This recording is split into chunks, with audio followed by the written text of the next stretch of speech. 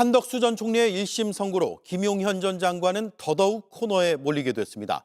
다급해진 듯 김 전 장관 측은 재판부를 향해 다시 막말을 쏟아냈습니다.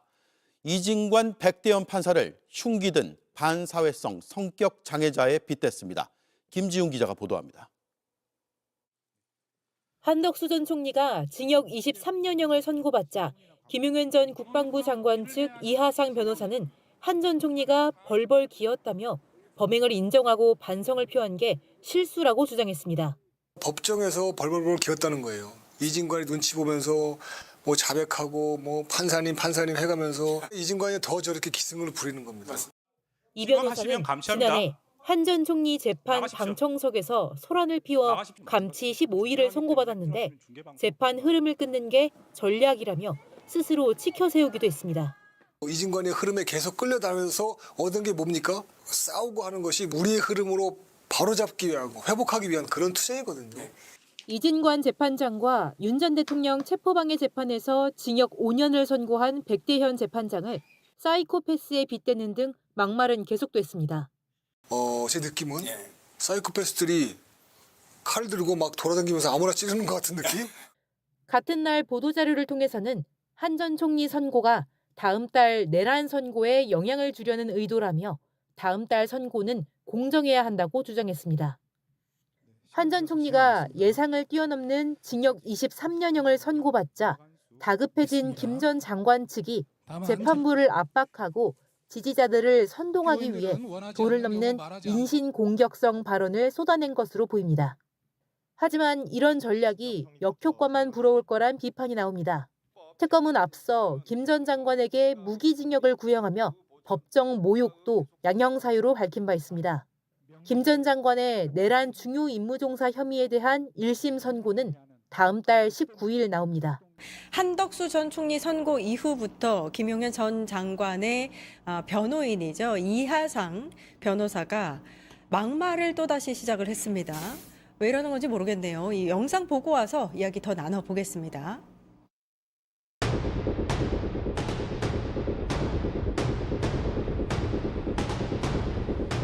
제목은 제가 흉기가 된 판사들이라고 뽑았습니다.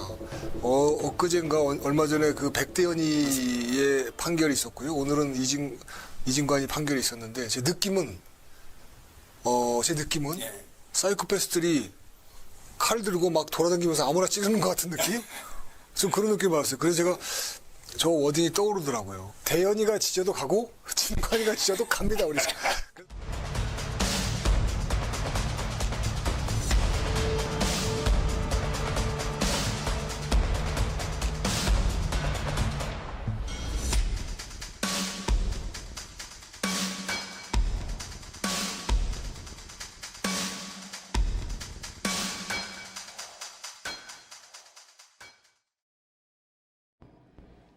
한덕수에는 징역 23년, 윤석열에게는 징역 5년을 선고한 재판부를 대상으로 이하상 변호사가 뭐라고 하고 있냐면 사이코패스가 흉기를 들고 나와서 아무나 찌르고 다닌다. 대현이가 지져도, 진관이가 지져도 우리는 간다.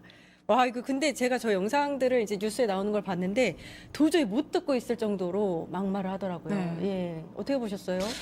예, 워딩이 참 강렬했던 것 같습니다. 그 재판부를 향해서 사이코패스라고도 얘기하고 흉기 든 판사, 사탕, 계보 이런 말을 했는데 대한민국 국민이라면 내가 잘못 들은 건가 듣기 평가해야 되나 이런 생각이 드셨을 것 같아요. 왜냐하면 내란 유죄에 대해서 정말 윤석열의 불법 계엄 선포는 바로 내란죄에 해당된다.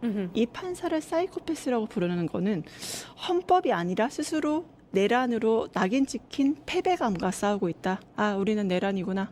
잘못했구나. 그리고 무엇보다 23년형, 5년형을 선고한 판사들에게 흉기를 운운했다는 것은 이건 재판부에 대한 명백한 협박이다. 그렇게 보이고요.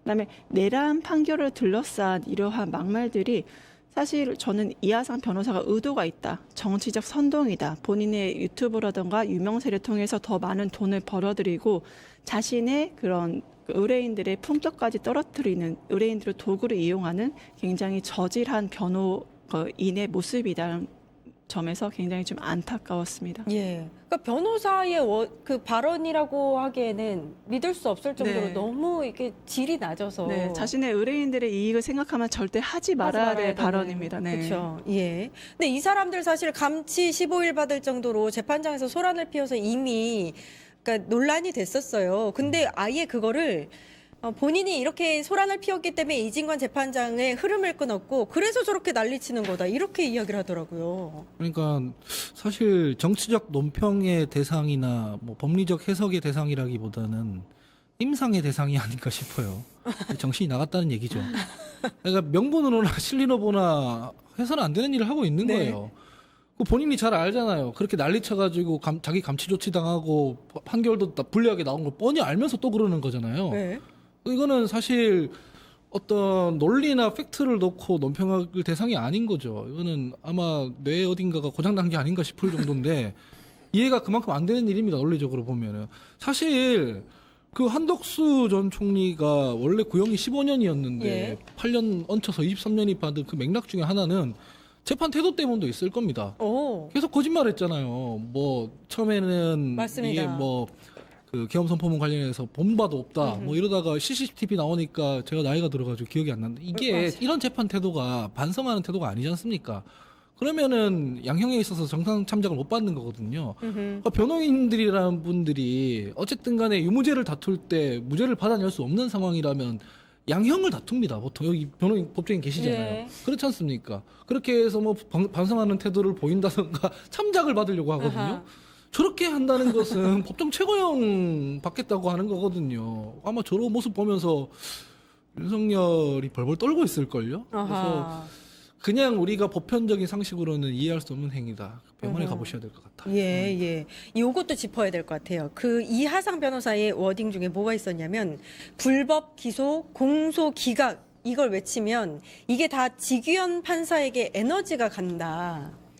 이게 무슨 뜻인지 모르겠어요. 뭔가 뭐 지규현 판사랑 뭐 비밀 커넥션이라도 있다는 건지 무슨 의미예요, 이게?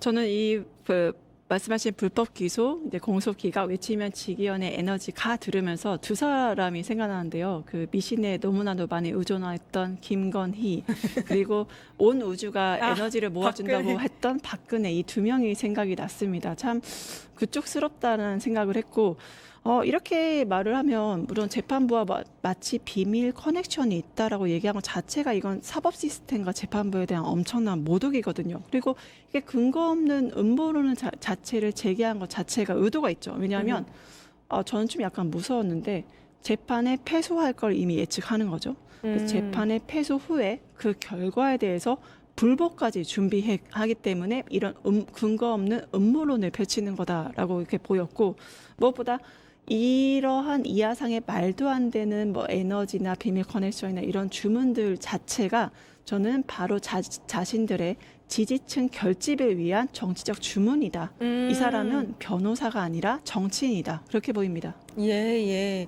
저는 이런 생각이 들었어요. 이게 이진관 부장판사가 한덕수 관련해서 아까 말씀하신 대로 구형보다 8년이나 더 얹어서 23년 선고하지 않았습니까? 불안한 것 같아요. 그 선고를 보고 나서 이하상 변호사가 굉장히 불안해졌구나. 김용현 무기징역 가는 거 맞구나. 변호사로서 그 판단을 한 게 아닌가 싶습니다. 그래서 방금 대변인님 말씀하신 대로 패소 후에 지지자 그렇죠. 네, 패소 후에 판결 불복의 정당화를 미리 그러니까요. 준비하는. 예, 그걸 준비하고 있는 게 아닌가. 근데 이제 국민의힘도 지금 보니까 불안해요. 김재원 최고 같은 경우에는 지규현이 먼저 판단했어야 했다. 이 얘기를 하더라고요. 그러니까 이진관 부장판사의 판단이 마치 틀린 것처럼 지규현 판사가 판단했으면은 내란 아니라고 판단했을 것이다. 라고 이야기하듯이 이렇게 발언을 하고 있거든요. 이건 어떻게 보세요?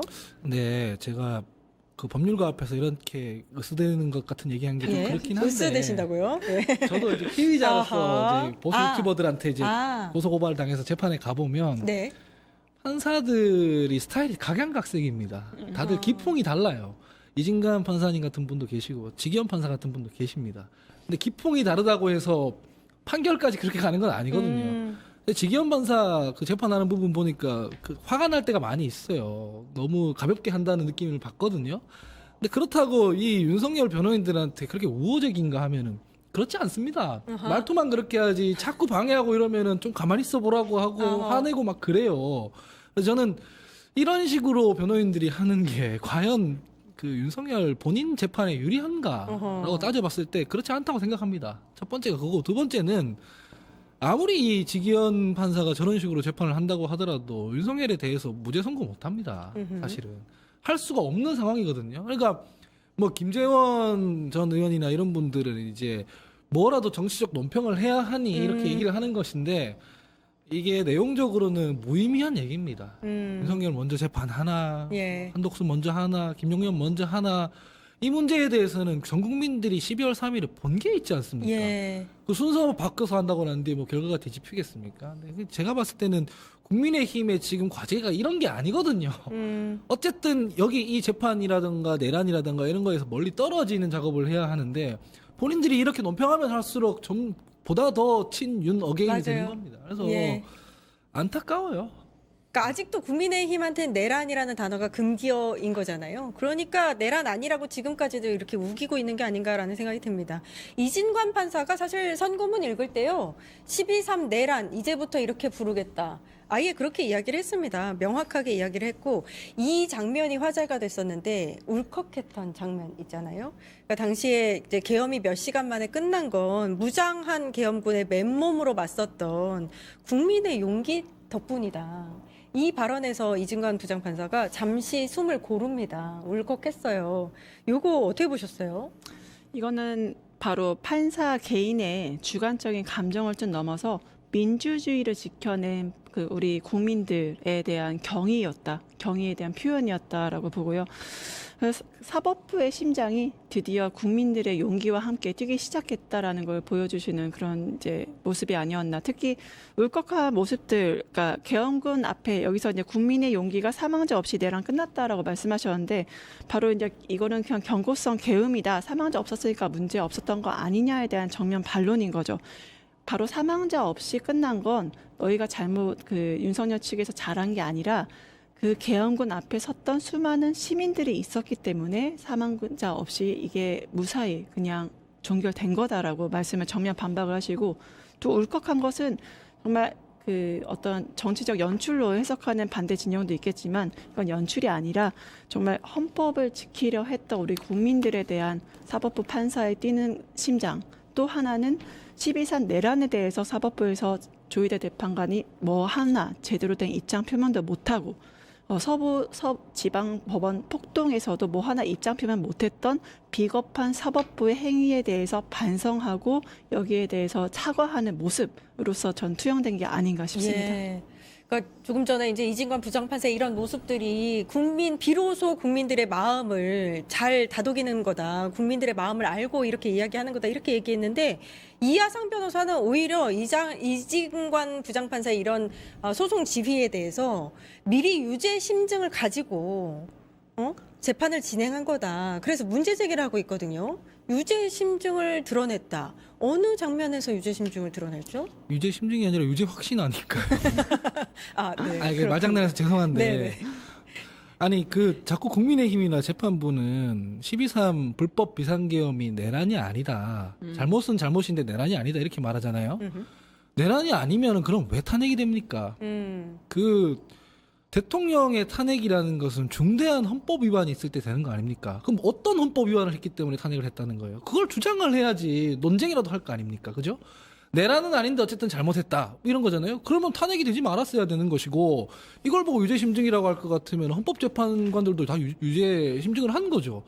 그러니까 이런 식으로 지금 대응하는 게 논리적으로도 사실적으로도 합리적으로도 다 안 맞는 얘기입니다. 예, 네. 예, 그렇군요.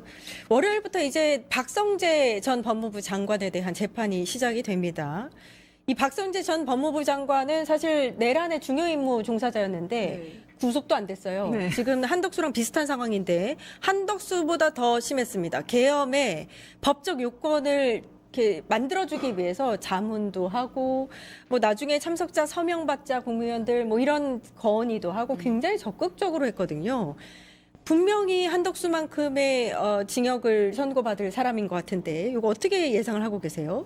그날 밤을 우리가 되돌려 보면 밤에 10시 39분이었죠. 그다음에 참석자의 서명을 받자 이게 단순한 참석 명단이 아니라 내란 가담 연부를 만들어 버린 거였잖아요. 그렇기 때문에 국무위원 서명이 회의 참석이 아니라 내란 공범 리스트 자체가 이제 법정에 지금 소환되고 있는 것으로 좀 이해를 하시면 되고, 그렇기 때문에 그 제안을 법무부 장관이 먼저 했다는 것 자체가 이 대한민국의 이 보수층 아니면 윤석열 정부 측의 법 감각이 어디까지 무너졌는지를 이제 보여주는 사례다라고 봤을 때, 결국에는 박성재 재판은 어떠한 책임이라기보다 이 설계, 이 내란의 가담자 리스트를 만들고 그 설계를 했던 설계자 박성재에 대한 재판으로 이제 봐야 된다. 그런 측면에서 이진관 판사님께서 저는 정말 바람직한 판결을 내려주실 거라 기대하고 있습니다. 그러니까 박 전 장관 사건 담당도 이진관 부장판사입니다. 근데 박 전 장관이 그때 이제 이게 위법한지 인식하지 못했다라는 이유로 그렇게 변론을 해서 지금 구속이 안 된 거거든요. 그게 말이 안 되지 않습니까? 근데 우리 지금 구속 여부는 수사의 방법론입니다. 유무죄를 따지는 게 아니라 특검 수사를 과정에서 이제 구속영장 청구했는데 기각 났다고 하면 이제 어떤 국민들은 거봐라 특검 수사 실패한 거다, 그리고 어떤 국민들은 또 이게 말이 되냐 사법부는 죽었다 이렇게 얘기하는데, 이건 수사의 방법론이에요. 증거인멸에 우려가 있거나 도주에 우려가 있을 때 가둬놓고 하는 것 이거예요. 이거 구속영장 기각됐다고 해서 유무죄가 맞습니다. 결정되는 게 아니라는 게 한덕수 전 총리에 대한 판결인 거예요. 이진관 판사가 마지막에 물어요. 한덕수 총리한테 반성하냐 이렇게 물어요. 안 한다고 하잖아요. 법정 구속해버리잖아요. 넌 증거인멸에 우려가 있다, 잘못했는데 반성도 안 하네 이렇게 되잖아요. 박성재 법무부 장관도 마찬가지일 거예요. 국민들이 특히 더불어민주당 지지하거나 이거 내란 청산에 대해서 열망이 있는 국민들이 특검이 영장 청구할 때마다 이 주요 종사자들, 주요 혐의자들이 기각될 때 되게 뭐 화를 내셔서 제가 이런 식으로 계속 뭐 말씀을 드렸는데, 이거 수사의 방법론이지 끝나는 거 아니다 이렇게 말씀을 드렸는데 마찬가지예요. 박성재 장관 같은 경우에도 지금 혐의는 너무 명백한 거고 CCTV에 다 나와 있어요. 유죄는 저는 거의 확신합니다. 맞아요. 그런데 한덕수 전 총리가 보여줬던 그런 모습을 보이잖아요. 법정 구속될 수도 있어요. 그래서 이미 한번 본 게 있는데 과연 박성재 장관이 똑같은 저런 행동을 할까? 그건 잘 모르겠는데 여하간 이분도 무죄는 안 나올 것이다 이렇게 생각합니다. 재판이 26일에 있다고 하네요. 이 소식도 끝장뉴스에서 자세히 전해드리도록 하겠습니다. 새로운 소통연구소 하헌기 소장님 먼저 보내드리겠습니다. 감사합니다. 감사합니다. 저는 오늘 저희도 사실 뉴스를 준비하면서는 어제 이진관 판사의 그 판결문이라든지 좀 디테일하게 짚어보자라는 얘기도 했었고 그런 구성도 준비했었는데, 아시다시피 어제 저희가 방송하는 시점에 이미 선고가 난 시점이었고 거론했던 것은 저 그 감정은 전달됐다고 봐요. 이게 소위 말해서 국민들이 감동했다. 오늘 이 시간까지도 그 얘기하시는 분들이 많습니다. 그리고 이진관 판사 스스로도 울컥했던 부분이 있지 않습니까? 그러니까. 국민의 용기 있는 국민이라는 표현에서 한 6초 정도 말을 하지 않고 또 안경을 이렇게 만지는 모습. 그냥 이런 작은 어떤 모습, 짧은 순간이지만 국민들하고 공감에 성공했고 교감에 성공했다. 그러니까 국민들이 들을 수 있는 그리고 이해할 수 있는 언어로 얘기했던 부분들에 대해서 뭐 소위 말하는 감동이다 뭐 이런 표현들이 등장하는 거라고 봐요. 그런데 이 판결이 나고 수많은 해석을 하잖아요. 뭐 2월 10일에 있을 이상민 재판에는 어떻게 될 것이냐, 19일에 있을 윤석열 사형 구형된 이 재판에는 어떻게 될 것이냐, 이런 해석들이 여기저기서 많은데요. 그 후속 여러 뉴스들 중에 저는 이걸 좀 봐야 된다고 봐요. 국민의힘에서 특별히 반응을 안 냈잖아요. 뭐 사법부의 그 판단 존중한다라는 입장은 있었고 최종심까지 보겠다가 입장이었어요. 그러고 나서 우재준 최고위원이죠. 청년 최고위원. 우리 당의 어느 누구도 내란으로 기소되지 않았다. 우리 당은 당당하다. 라는 입장을 냈습니다. 사람 청년 정치인 아니에요? 청년 최고위원이에요. 그러니까.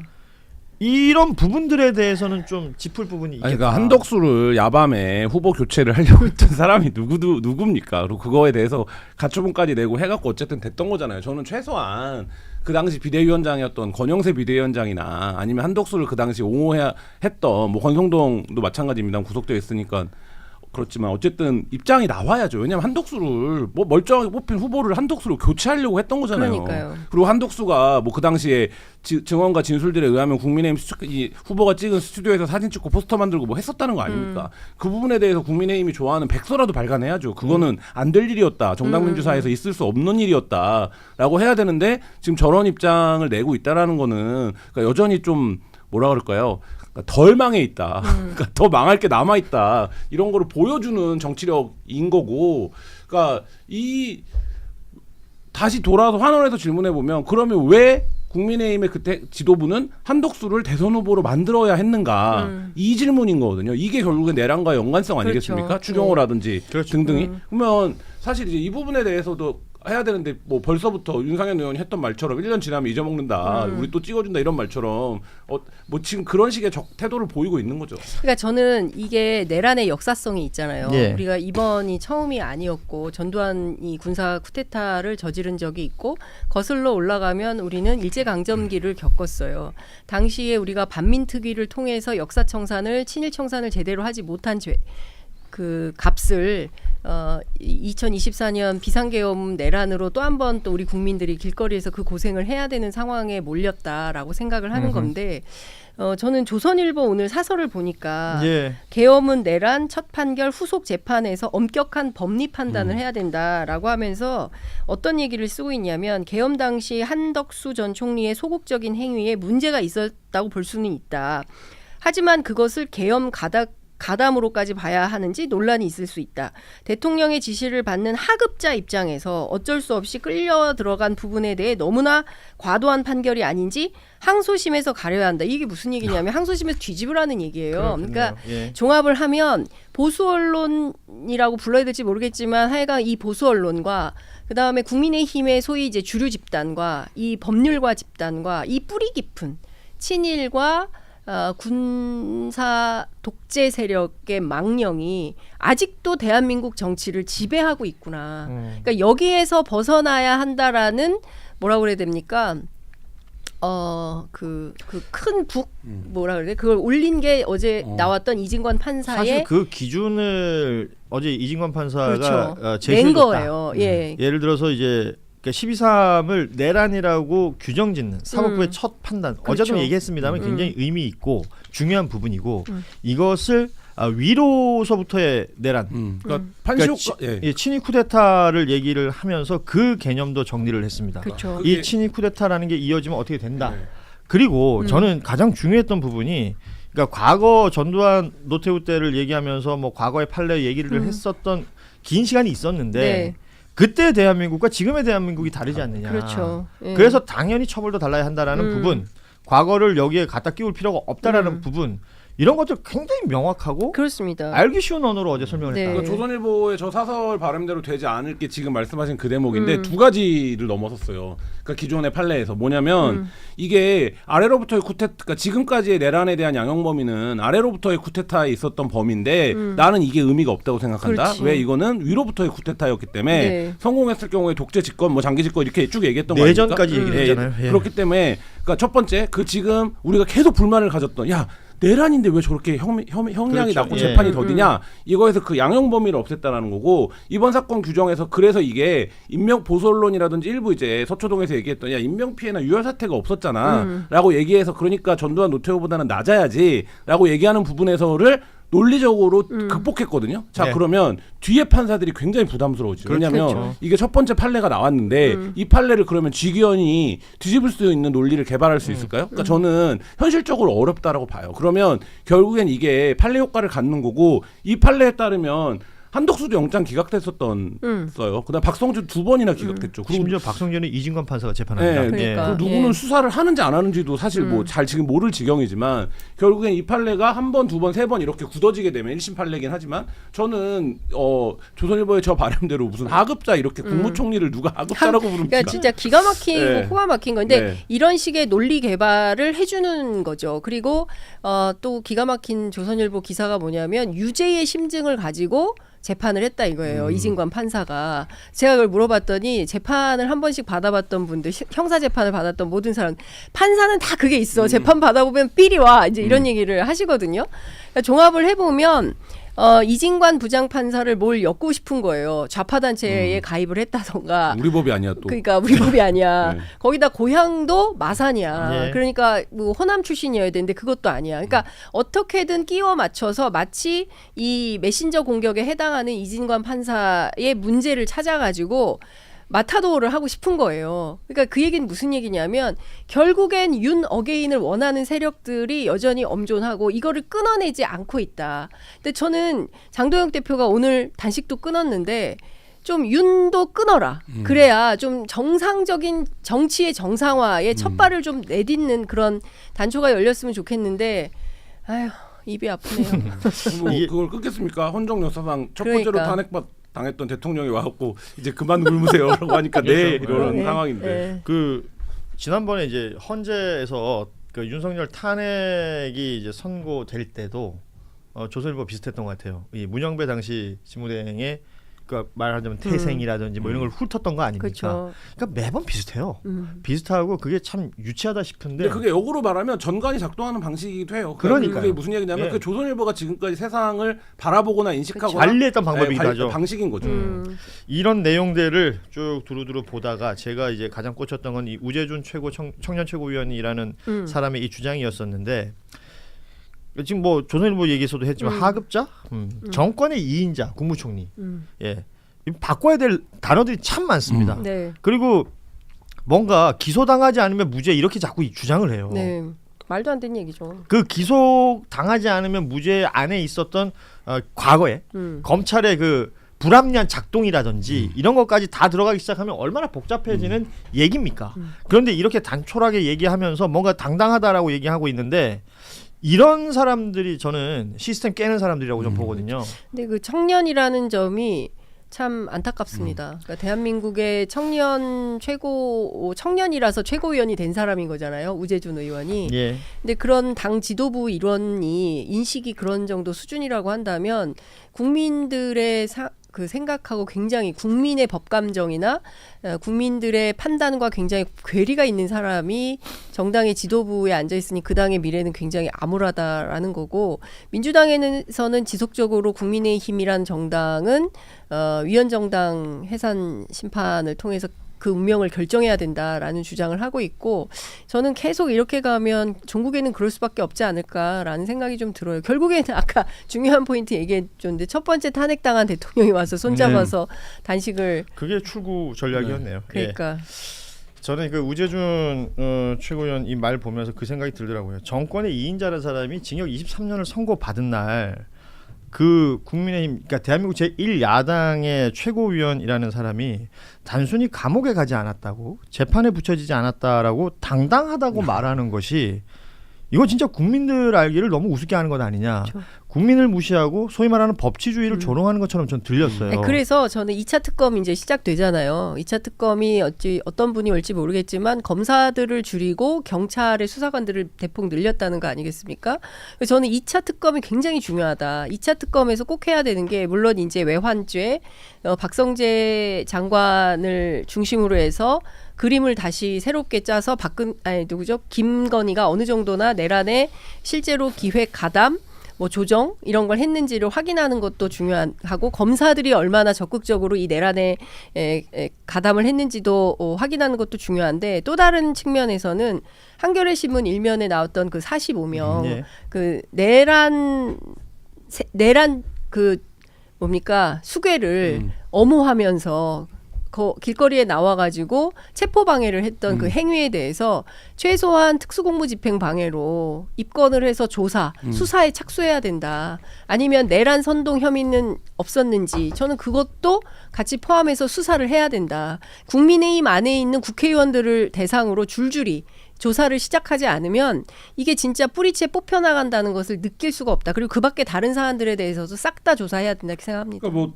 범죄를 어떻게 예방하냐 해서 일반적으로 제일 유명한 게 강하게 처벌하는 것과 모두를 처벌을 하는 거거든요. 그러니까 이제 강한 처벌들이 이루어지겠죠. 근데 이제 대부분의 경우에 강한 처벌을 보고 이제 다 끝났다 이렇게 생각하거든요. 어떤 처벌들이 나면. 근데 지금 이제 장윤선 선배 얘기하신 것처럼 이게 기소를 못할 수도 있습니다. 설령 예를 들면 그렇죠. 예. 혐의점을 발견하지 못해도. 근데 네가 그런 혐의가 있었다라는 거를 한번 나와서 소환 조사라도 받고 어쨌든 그 기록을 남겨두는 거. 그래서 확인해야죠. 예. 최대한 우리가 이 내란 범죄에 연루됐던 모두를 처벌해 보려고 했다. 그렇죠. 이 예. 기록을 사회가 남기는 건 굉장히 중요한 일이고. 이 역사의 기록으로 남겨야 돼요. 그래서 이게 사초, 진짜 사초를 써야 됩니다. 그래서 제대로 된 그 아까 뭐라 했지? 네. 뭐 그 모두를 처벌하는.